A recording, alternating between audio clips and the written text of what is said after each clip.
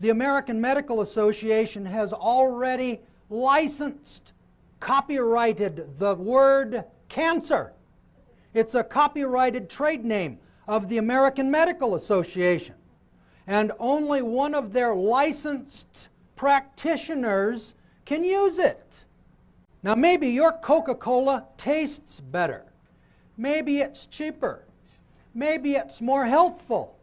But without the Coca-Cola bottling company's license, it's a contract violation.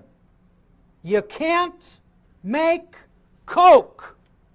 Now you can make Gordon Cola or Johnson Cola, but you can't make Coca-Cola. Can you understand that?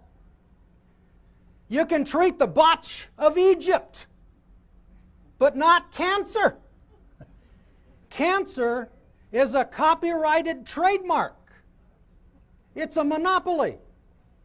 And it's against the law for you to interfere in somebody else's business monopoly because they pay an income tax on the joint venture with the government.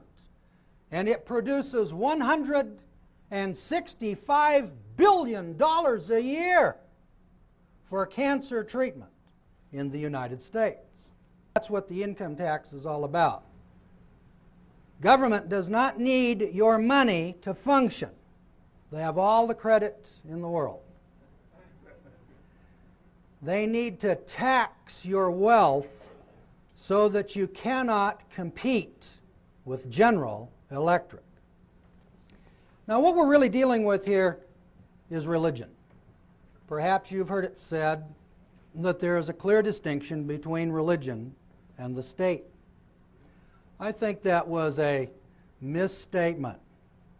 I don't believe it for a moment. I think the state is organized religion, and I want to show you now on the board what happens in the state when you are dealing with the George Orwell symptom or the concept that he used called doublespeak and doublethink. If I told you that this is a blackboard and this is a podium, and I said, look on the podium and see the words I've written, you'd say, this man's a lunatic. Obviously, he's writing on the blackboard and speaking from the podium. What we do is we change the definitions of words over a period of time so that wages today are income. But when you go to an old law dictionary like Bouvier or Black's First or Second, you find that wages are property, and property isn't assessed or taxable.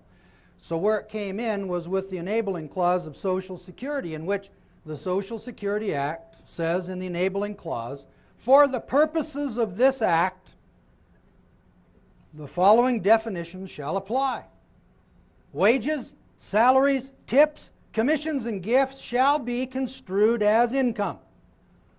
You go to the public schools and they teach you to deal in wages, salaries, tips, commissions, and gifts.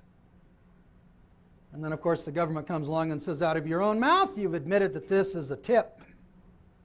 Out of your own mouth, you've admitted that this is a gift.